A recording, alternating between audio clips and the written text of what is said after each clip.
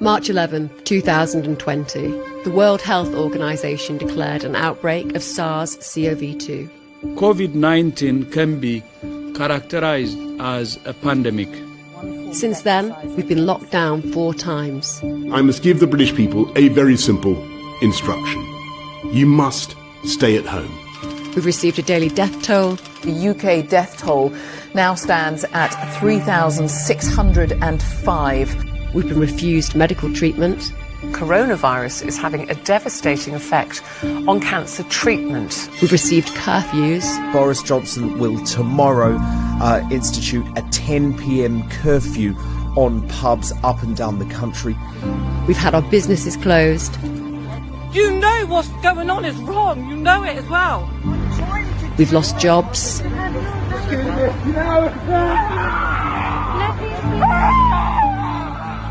We've been restricted from seeing loved ones. Hang on a minute, don't take her away. Hey, don't take her away. Don't take her away. We've not been allowed to socialise. The struggle ended with Beth taking her own life. We've been forbidden to protest.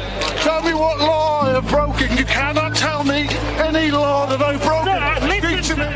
We've been assaulted. Hey, look what they're doing. Look at this old lady. Oh, whoa, whoa. Oi! Oi! Oi! It's on! Oi! We've been arrested and fined. What a disgrace. You must have mothers.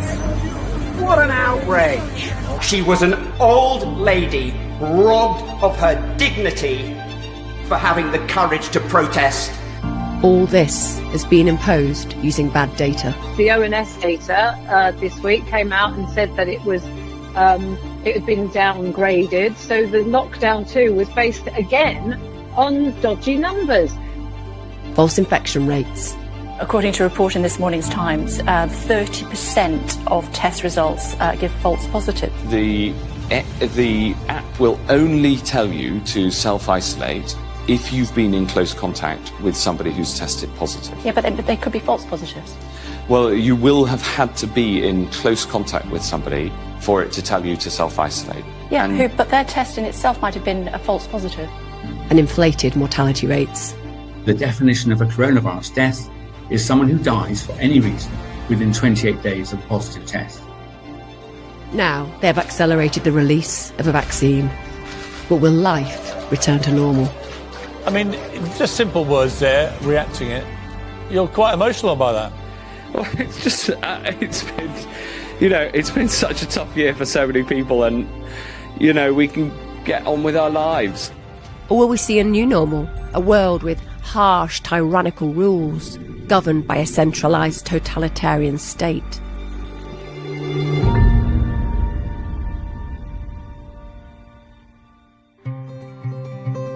Since COVID-19 was declared a pandemic, many have speculated that it's been planned by a group of tech elites who are dictating to governments globally. But do these ideas carry any weight? And what might their motives be for orchestrating a global pandemic?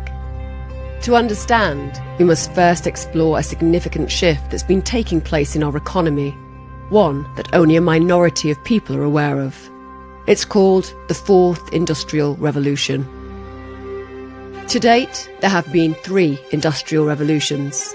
The first happened in the late 1700s with the invention of the steam engine, which led to the creation of factories and a booming textile industry.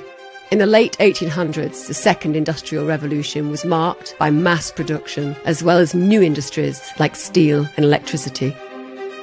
And the third happened in the late 1900s, which saw the invention of the computer and the internet. Now, the fourth industrial revolution describes the emergence of artificial intelligence and how it integrates more with humans. Artificial intelligence, or AI, can already be seen in our daily lives, from how we check out at the supermarket to how we check in for a flight. But it's far more advanced than most people realise. In August 2020, entrepreneur Elon Musk gave a demo of his new company, Neuralink. Connected to our brains with tiny wires, this microchip is synced with AI, enabling humans to control anything from prosthetic limbs to computer games. This working proof of concept has already been fitted into people. It has the potential to completely transform the way we interact online. So there's actually a lot of functions that this device could do related to monitoring your health and warning you about a possible heart attack or stroke or other damage, as well as sort of convenience features like playing music. You can do a lot. It's sort of like if your phone went at your brain or something. It's a cyborg. It's a combination. It's a combination of electronics and biology. Yeah. Things are getting more and more connected. Kai-Fu Lee is the former president of Google China and Microsoft Research China, as well as the author of New York Times bestseller, AI's Superpowers, China, Silicon Valley, and the New World Order. Kai-Fu believes that China will be the AI superpower within 5 years. For those of you who haven't been to China for the 3 years, please be careful when you go because your credit card and cash may not be accepted. China has pretty much been taken over by mobile payment. In the age of AI, if data is the new oil, then China is the new Saudi Arabia. One concern that is topical in the development of AI is the displacement of jobs. Robots are clearly replacing people's jobs. They're working 24/7. They're more efficient. So therefore, are you convinced long-term that we're going to have a jobs problem in the world? Not long-term, but maybe in the next 10 years, within the next 10 years. You mean it's going to happen much sooner? Much sooner. If a lot of people will find happiness without working, that would be a happy outcome. At Amazon fulfillment centers, robots transport items to humans, who then pack them to be delivered. Amazon believes that within 10 years, they will not need a single human to fulfill an order. According to the World Economic Forum, 50% of the workforce will need reskilling by 2025, and it's likely that only a fraction of these will find work, resulting in a large proportion of the workforce becoming unemployed. It's a pretty good chance we end up with a universal basic income or something like that due to automation. You know, people have time to do other things and have more complex things, more interesting things, so they're more leisure time. And then we've got to figure out how we integrate with a world in the future with advanced AI. One idea that is gaining popularity is to charge tech companies with a robot tax, which can be distributed to the unemployed as a universal basic income. I don't think the robot companies are going to be outraged that there might be a tax. It's okay. Contrary to the past, to the previous 3 revolutions, probably jobs will be faster destroyed compared to new ones being created. This is Klaus Schwab, the author of this book, The Fourth Industrial Revolution. He's also the executive chairman of the World Economic Forum, which is funded by the largest global enterprises and whose members include CEOs, heads of state, and government ministers from countries such as the UK and US. The fourth industrial revolution will impact our lives completely. It will change actually us, our own identity, and of course gives life to such policies and developments like smart traffic, smart government, smart cities.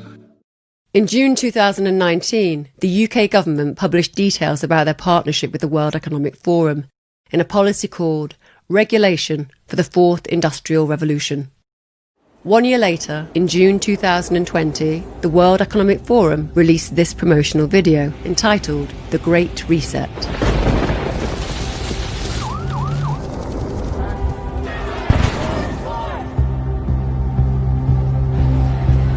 The purpose for this film is to imply that everything from economics to our culture needs to change.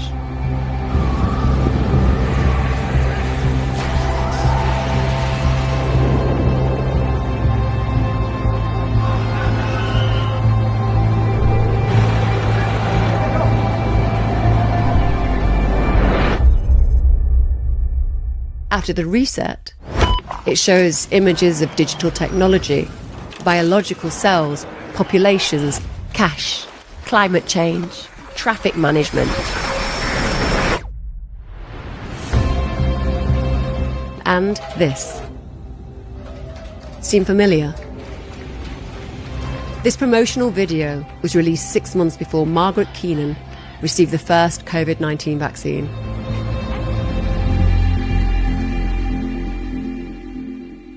In November 2020, Time magazine published The Great Reset on their front cover. The World Economic Forum's managing director, Jeremy Jagans, believes that it will have a devastating impact on our economy. If we look at the Great Reset, we're still at the early stages of a global crisis that's going to forever transform society.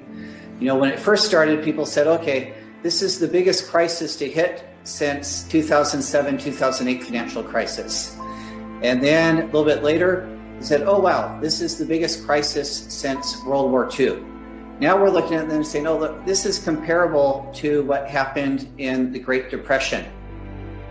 Politicians are also endorsing the campaign. This pandemic has provided an opportunity for a reset.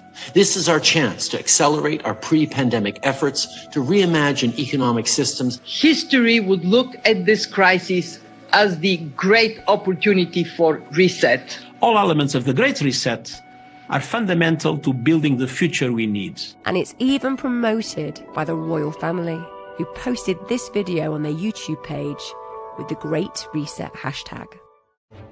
We are on the verge of catalytic breakthroughs that will alter our view of what is possible and profitable within the framework of a sustainable future. We need nothing short of a paradigm shift, one that inspires action at revolutionary levels and pace. We simply cannot waste any more time. The only limit is our willingness to act.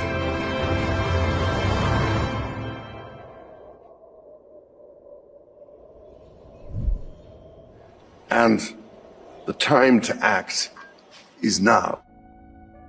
The World Economic Forum believes that capitalism needs to be reinvented. Their Build Back Better slogan has been adopted by politicians across the globe. This moment also gives us a much greater chance to be radical and to do things differently, to build back better. Because we can only build back better if we lean on one another. Over the last 2 weeks, I've shared my agenda for economic recovery. I call it Build Back Better, because we can't just build back to the way things were before. We have to do it better. And the first plank of my Build Back Better plan rejects the defeatist view that automation and globalization mean we can ensure American workers lead to a future made in America. So what does the world look like after the Great Reset? This social media post by the World Economic Forum demonstrates 8 predictions by 2030. Here are 3 of them. You'll own nothing and you'll be happy. Whatever you want, you'll rent and it'll be delivered by drone. And Western values will have been tested to the breaking point. Many of Boris Johnson's new policies fall in line with the World Economic Forum's objectives. In November 2020, his new Green Industrial Revolution plan included a ban on petrol and diesel cars by 2030. Combined with other current restrictions, such as blocking vehicle access to side roads, causing gridlock on main roads, extending the congestion zone, and introducing a pay-per-mile road tax, one might think that he's attempting to remove ownership of cars. The biggest application is the autonomous driving. This is going to replace the entire transportation that we're used to today. You will no longer buy cars. Your car is parked 96% of the time, so it's depreciating. How bad is that for an investment, right? Only 4% of the time is it getting you from place A to place B. But imagine there is an Uber that gets here in 30 seconds and is very reliable, very clean, and there's no nasty driver because there is no driver, and it's very safe. Would you not buy a car?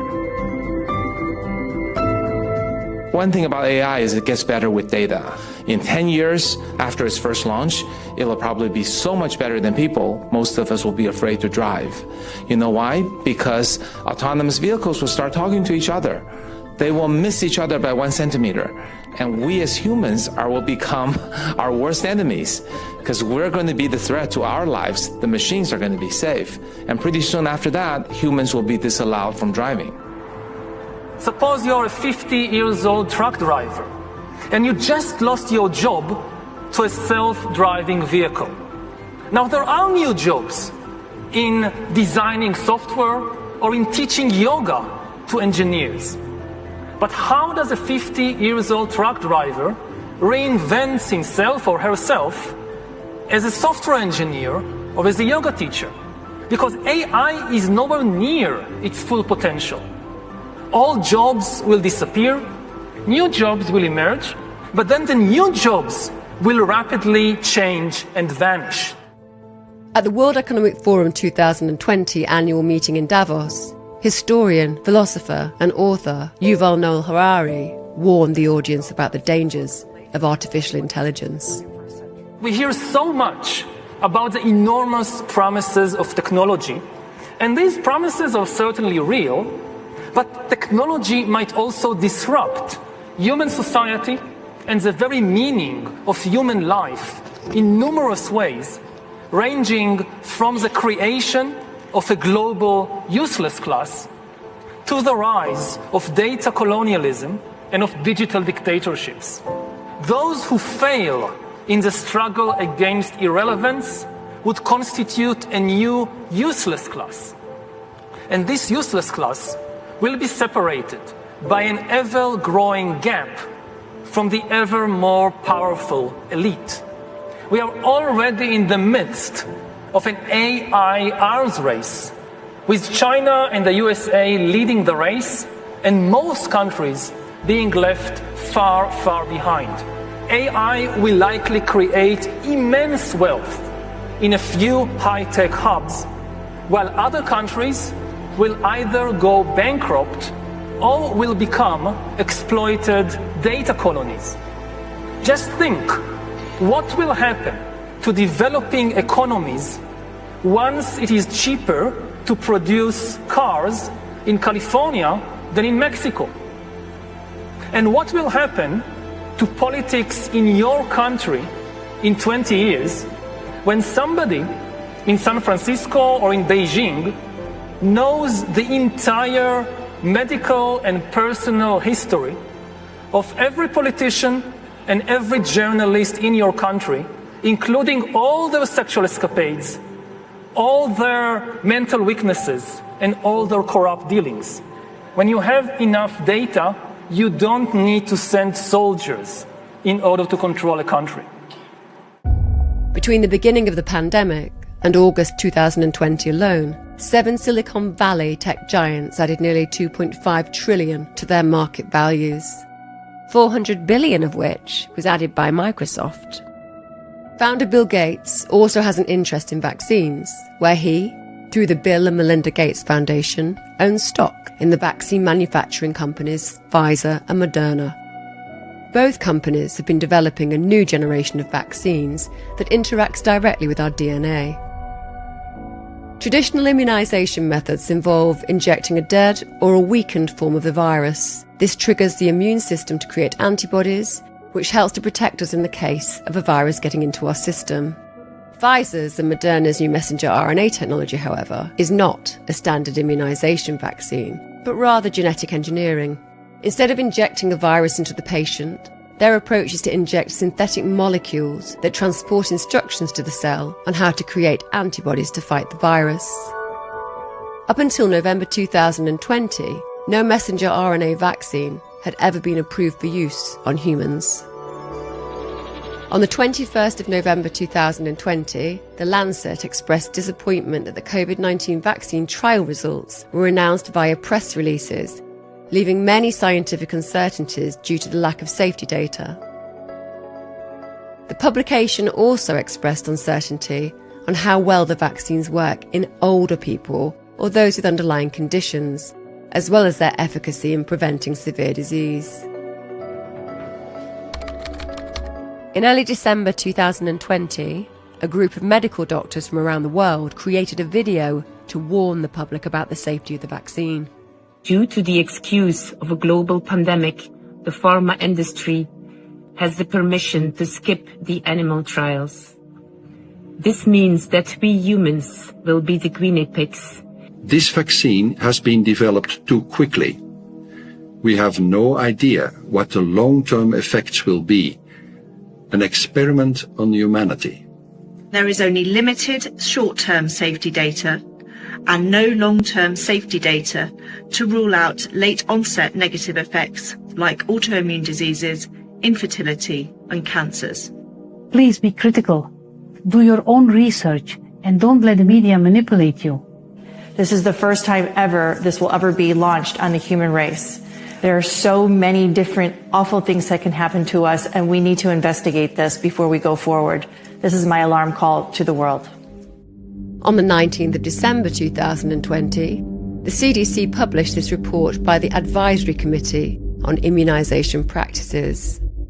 Just one day after the UK initiated vaccination with the Pfizer-BioNTech COVID-19 vaccine, authorities confirmed 2 cases of anaphylaxis, which is a very serious allergic reaction that is rapid in onset and may cause death. On page 6, under the title V-Safe Active Surveillance for COVID-19 Vaccines, 3,150, or 2.8%, of the 112,807 vaccine recipients were unable to perform normal daily activities, unable to work, or required care from a doctor or healthcare professional. If 60 million people in the UK have the vaccine, we can expect 1.67 million people to be unable to work, unable to perform normal daily activities, and to require care. I don't know how long for. If 6 billion people worldwide have the vaccine, then the number rises to 167 million. And this, remember, is a short-term problem. We don't know what will happen in the medium and long term. The side effects for the Moderna vaccine sound concerning. We looked. After the second dose, at least 80% of participants experienced a systemic side effect, ranging from severe chills to fevers. So, are these vaccines safe? Well, the FDA, not being pressured, will look hard at that. The FDA is the gold standard of regulators, and their current guidance on this, if they stick with that, is very, very appropriate. And you know, the side effects were not super severe. That is, it didn't cause permanent health problems for the things there. Moderna did have to go with a fairly high dose, and so to get the antibodies. Some of the other vaccines are able to go with lower doses to get responses that are pretty high, including the J&J and the Pfizer. And so there's a lot of characteristics of these vaccines. It's great that we have multiple of them that are Bill, going out there. And yes, I think you know the data better than I do. government- But the data showed that everybody with a high dose had a side effect. In addition to their interest in vaccines, the Bill and Melinda Gates Foundation donates money to media organisations such as the BBC, universities that provide media representatives, and in partnership with the World Economic Forum, Event 201, which simulated a coronavirus-induced pandemic 5 months prior to the actual pandemic. On behalf of our center and our partners, the World Economic Forum and the Bill and Melinda Gates Foundation, I'd like to extend a very warm welcome to our audience here in New York. The goal of the Event 201 exercise is to illustrate the potential consequences of a pandemic and the kinds of societal and economic challenges it would pose. A new coronavirus spread silently within herds. Gradually, farmers started getting sick. Infected people got a respiratory illness with symptoms ranging from mild flu-like signs to severe pneumonia. The sickest required intensive care. Many died. Experts agree unless it is quickly controlled, it could lead to a severe pandemic, an outbreak that circles the globe and affects people everywhere. The scenario also highlights the very critical role that global business and public-private partnerships play in preparing for and responding to pandemics. By the turn of the 20th century, 90% of all US refineries were controlled by John Rockefeller, who went on to monopolize the pharmaceutical industry. He had 6 children who founded Venrock, a venture capital company which made investments in tech companies such as Apple and Intel. In 2010, the Rockefeller Foundation released a document called Scenarios for the Future of Technology and International Development, which described a pandemic scenario with the headline, "A world of tighter top-down government control and more authoritarian leadership." During the pandemic, national leaders around the world flexed their authority and imposed airtight rules and restrictions, from the mandatory wearing of face masks to body temperature checks. Citizens willingly gave up some of their sovereignty and their privacy in exchange for greater safety and stability. This heightened oversight took many forms, such as biometric IDs for all citizens. While there's no evidence to suggest that this 10-year-old document has any relation to the current pandemic, it was accurate in predicting many extreme restrictions that are being imposed on us today. Recently, in December 2020, the Rockefeller Foundation published this report. COVID-19 vaccines have arrived, with enough supply to vaccinate as many as 50 million people by the end of January. But these initial doses will do little in the short term to arrest an epidemic that is raging out of control. By the end of January, the country will likely be able to conduct more than 70 million tests each week, a number that is expected to double to 200 million by April 2021. They advise the US government students should be tested at least once a week, every week. Does advice from a large US organisation have the potential to influence UK government policy? The Health Secretary this evening announced an emergency targeted testing programme for secondary schools. We've decided to put in place an immediate plan for testing all secondary school-age children in the 7 worst affected boroughs of London, in parts of Essex that border London, and parts of Kent. The test used to detect positive cases is called PCR, and it only requires very small samples to see if there's any virus present. Now, PCR doesn't tell you if what it detects is infectious. It may pick up on virus fragments from a past infection that isn't currently making you sick. Now, this means there could be false positives, so there's a positive test result, but no active infection. Let's deal with this test for infection, the PCR. I want to ask you if you think it's reliable enough. Dr. Daniels. I'm an NHS clinician, and we've got experience with these PCR tests for many, many years. And the reality is we always take the results with a little bit of a pinch of salt. You test 1,000 people, one of whom is positive, but the test will pick up 6 people if it's got a 0.5% false positive rate. That's significant if it's being used to drive policy decisions. If you're tested repeatedly, the odds become greater and greater that you will get a positive test, and it's a convenience for whoever is playing some macabre game, because I don't think it's an error anymore. But this industrial scale PCR test, they don't release even the basic information about it, like the false positive rate. It's unbelievable that public health people who do know better, I've spoken to some people in it, and they're embarrassed. They're not even being allowed to characterize and publish the information you would need to know to work out how useful the test is. That's not being done. It's full steam ahead. With the PCR test providing a high rate of false positives, is their intention to boost infection rates in order to justify more lockdowns? In the early 90s, disease mongering was a strategy coined by pharmaceutical companies for creating a disease and scaring people, then offering a pre-planned drug. If today's most powerful people wanted to accelerate the shift towards the fourth industrial revolution by removing jobs and reinventing capitalism, this problem reaction solution strategy would be effective in achieving it. 1. Create a problem. Release a coronavirus and declare a global pandemic. the coronavirus outbreak has been declared a pandemic. 2. Create a reaction.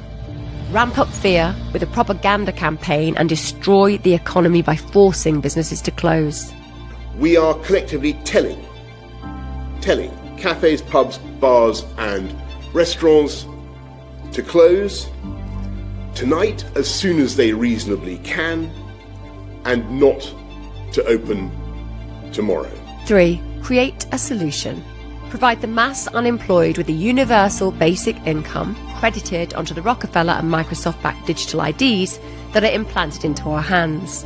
You can create a digital ID today. It's a natural evolution of the way that we're going to use technology in any event to transact daily life. And this COVID crisis gives an additional reason for doing that. Coerce us into taking tech-based vaccines and staying at home, and require us to reside within smart cities with totalitarian-like surveillance. Well, let's see how long it takes you to find me.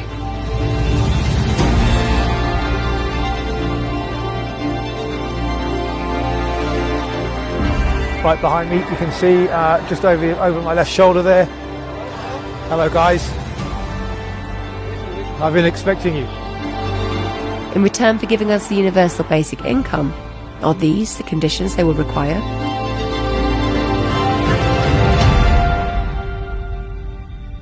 Smart cities will pullulate with sensors, all joined together by the Internet of Things, and the urban environment is as antiseptic as a Zurich pharmacy.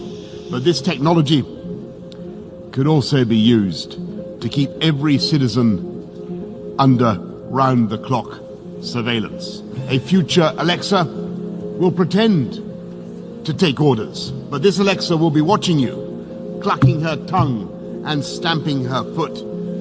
In future, voice connectivity will be in every room and almost every object. Your mattress will monitor your nightmares, your fridge will beep for more cheese, your front door will sweep wide the moment you approach like some silent butler. Your smart meter will go hustling of its own accord for the cheapest electricity, and every one of them minutely transcribing your every habit in tiny electronic shorthand, stored not in their chips or in their innards, nowhere you can find it, but in some great cloud of data that lowers ever more oppressively over the human race. AI. What will it mean? Helpful robots washing and caring for an aging population, or pink-eyed Terminators sent back from the future to cull the human race? If this pandemic was planned, why would now be the perfect time to activate it? The answer could be 5G. It's 100 times faster than 4G, and it's now ready to be rolled out. This upgrade in performance is essential for digitizing society, connecting humanity more closely with the Internet of Things and artificial intelligence. They haven't done a very good job about protecting public health, but they've done a very good job at using the quarantine to bring 5G into all of our communities and to begin the process of shifting us all to a digital currency, which is the beginning of slavery. Because if they control your bank account, they control your behavior. And we all see these advertisements saying 5G is coming to your community. It's going to make all of your lives so much better. And it's very convincing, I have to say. This is a game changer. Because I look at those ads and I think, that's great. I can hardly wait till it gets here.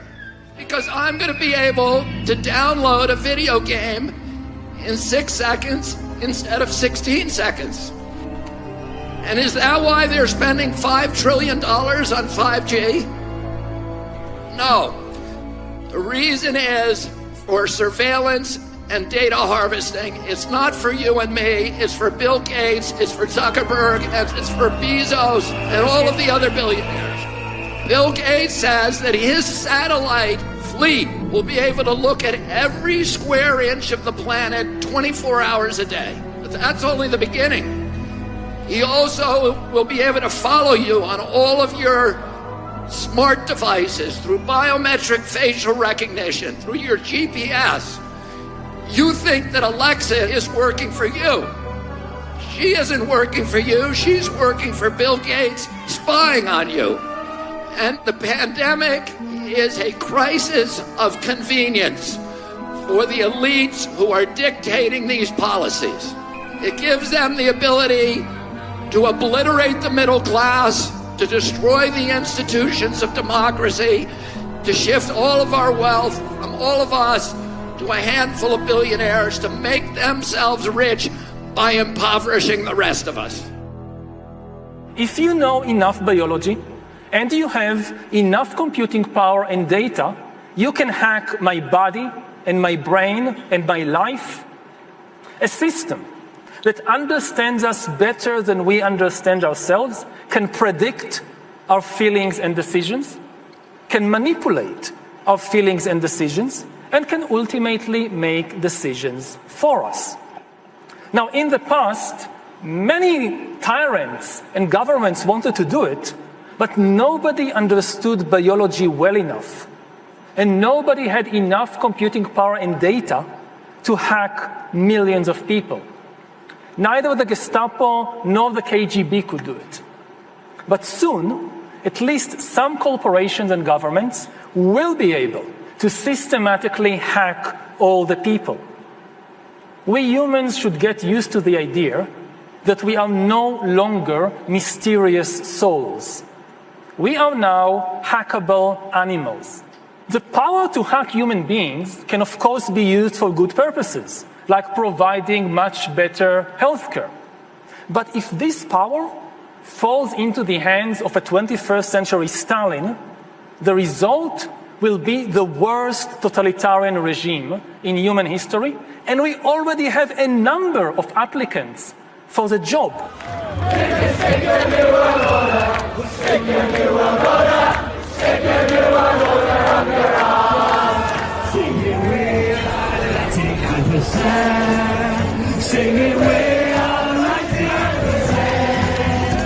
Thousands of Brits have been taken to the streets to peacefully protest.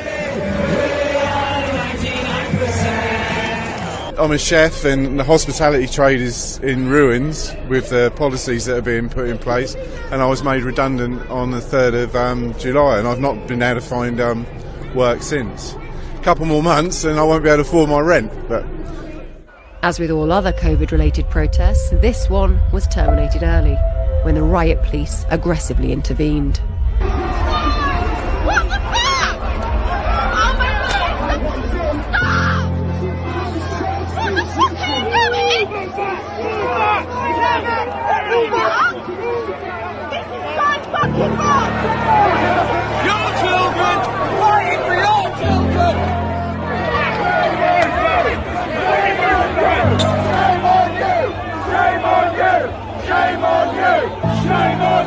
I was quite shocked, particularly by the behaviour of the TSG riot police on the 26th of September, because the demonstration was absolutely, completely peaceful.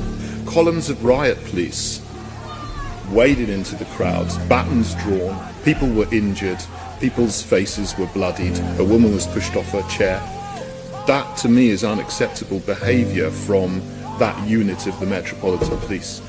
Who gave the order for that to happen? Chairman, I'm not sure if... I just don't know enough about the facts. I'm not sure if I can accept the premise of the facts set up by the police member.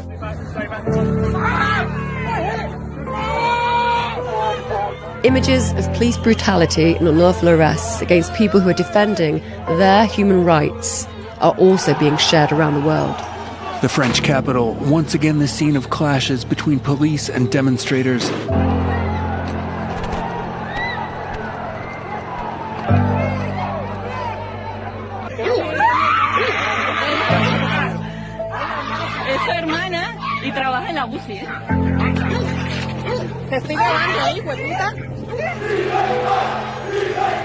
Toda minha família se dedica à hosteleria. Eu sou hosteleiro, minha mãe, meu pai, todos.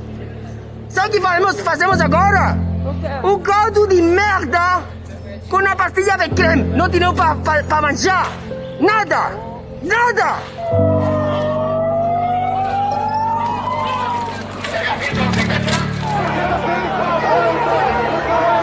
Israeli police fired water cannons to disperse demonstrators.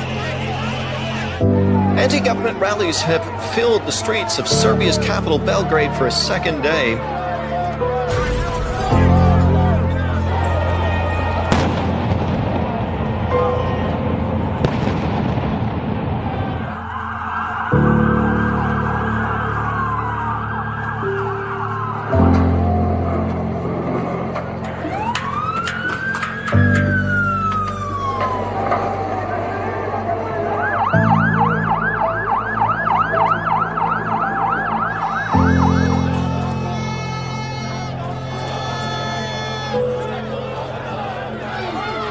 Police made 74 arrests and handed out 176 fines as protesters assembled for a second day in a row. I'm so scared, it's ruining our business. The testing is a sham. It's decimating our whole economy. Why should I rest? You've got a baby. You ain't got the baby. Leave her alone. Ellos oyen us.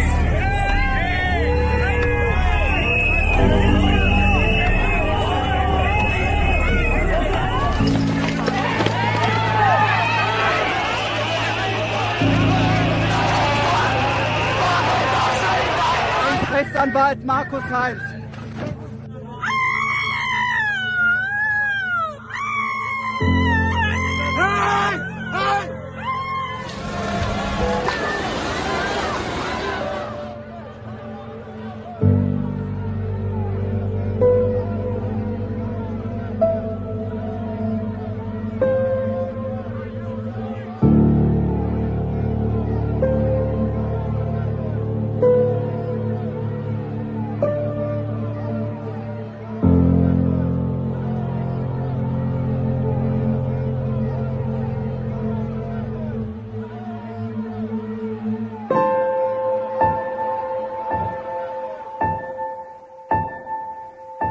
I've been in law enforcement for 10 years.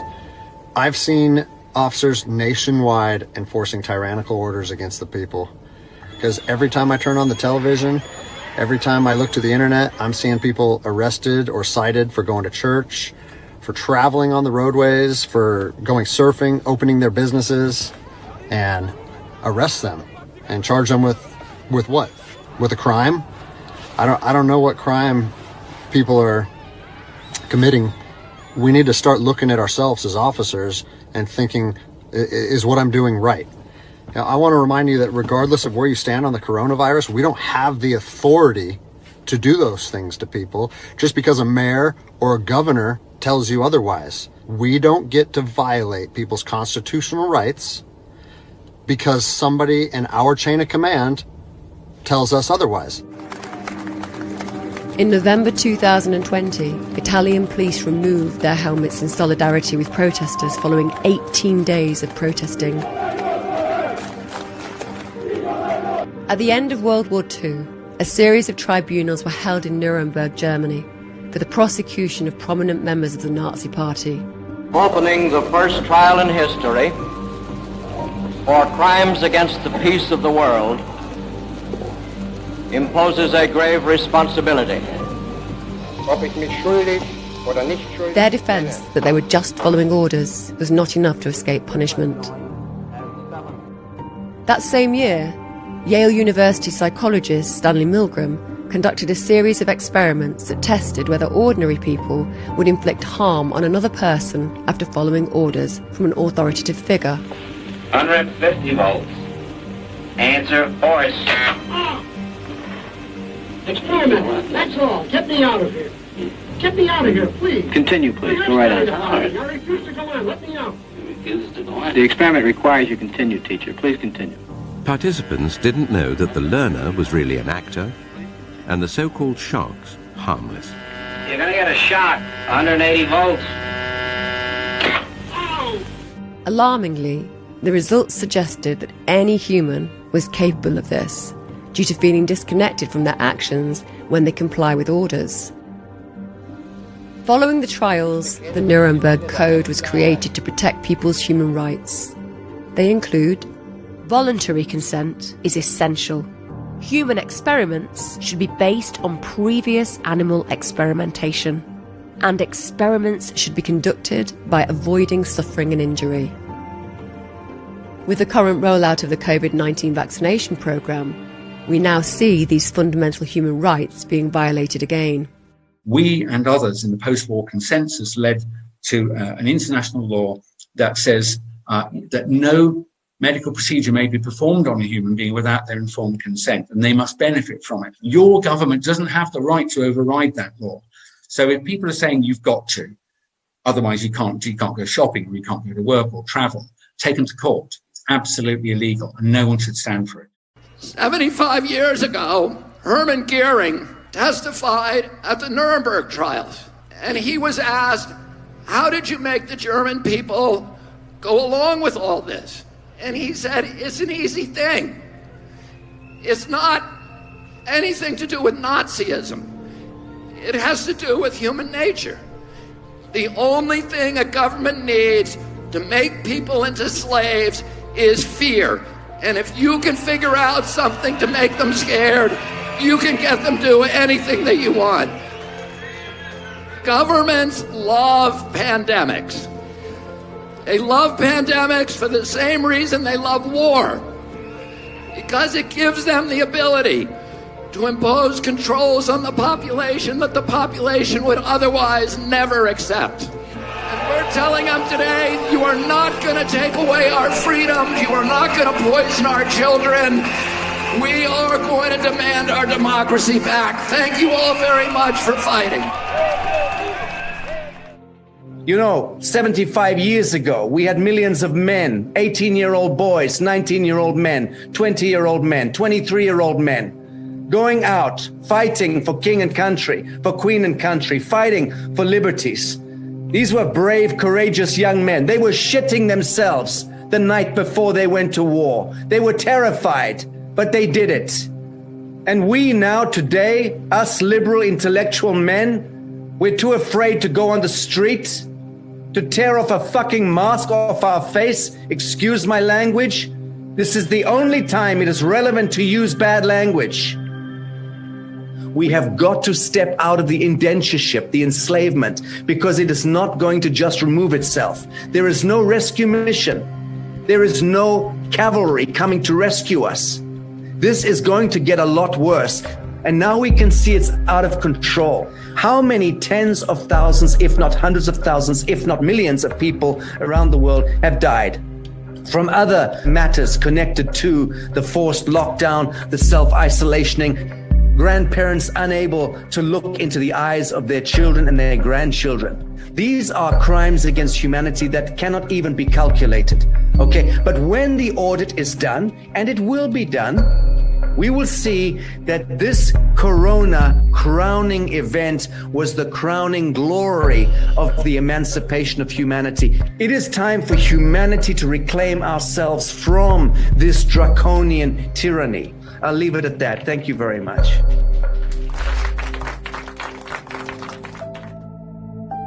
So, do you believe that receiving the vaccine will enable our lives to return back to normal? You're quite emotional by that. Well, it's just, it's been such a tough year for so many people. You know, we can get on with our lives. Or will we see a new normal? A world with harsh, tyrannical rules, governed by a centralised totalitarian state.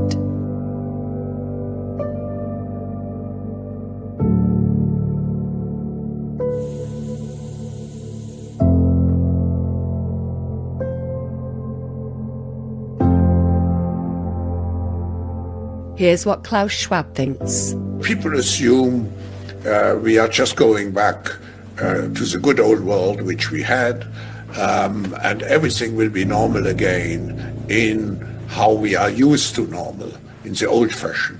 This is, let's say, fiction. It will not happen.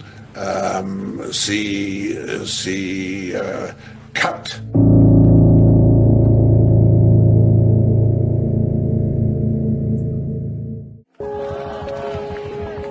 There is an incredible movement beginning to take form here in Spain.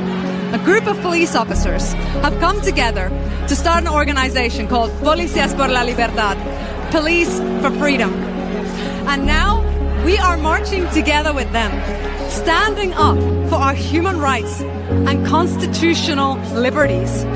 History tells us that once the peaceful resistance gains the support of the police or the military, we have 60% higher probability to be able to dismantle a tyrannical government. And this is what is taking place right now.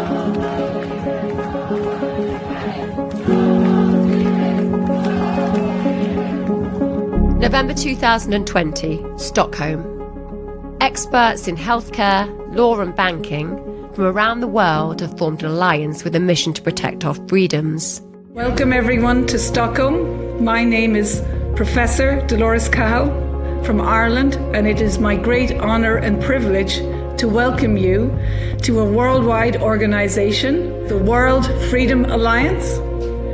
And our goal is to provide information for what has been happening, to try and coordinate that we can defend our freedoms and our rights, and that we can ensure that the governments that we elect will actually defend our freedoms and rights. So we want to educate you, we want to empower you, we want to welcome you to a world where you can be healthy, you can be free, and you can hold people to account if they do something wrong. Many people have been hoodwinked into believing that the government give us our rights. That could not be further from the truth. Every constitution in the world is a code of conduct for governments to follow, to ensure and protect and defend and vindicate and uphold your rights, our rights, that have been given to us by our Creator. The government doesn't give us our rights. The government is obliged to protect those rights. These positive images are reassuring and provide much needed hope. But significant economic damage has already been done. This would inevitably leave many dependent on receiving a universal basic income, placing us in a weaker position to rebel or oppose their tyrannical terms. But this might be a long way off. Or is it happening already? Given this significant uncertainty, a worsening economic backdrop, and the need to give people and businesses security through the winter, I believe it is right to go further. So we can announce today that the furlough scheme will not be extended for 1 month. It will be extended until the end of March. How will it end?